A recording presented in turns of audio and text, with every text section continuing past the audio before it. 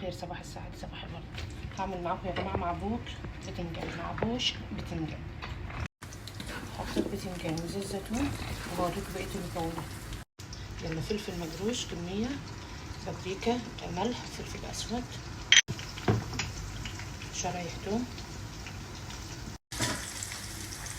يلا هغطيه يا جماعة لمدة ربع ساعة، وبعد ربع ساعة هوريكم هنعمل.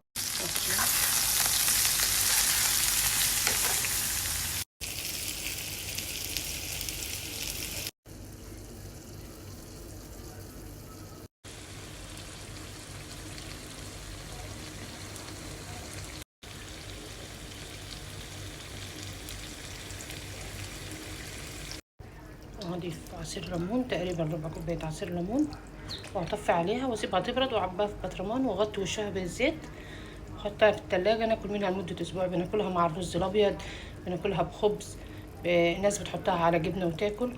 كيفكم، كل واحد وله طريقته. انا خلطت نص الكمية في الخلاط، في ناس بتحب تخلطها كلها وتخليها كده زي المعجون.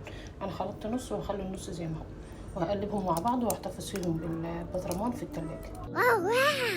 You're beautiful. Say it out. Thank you so much.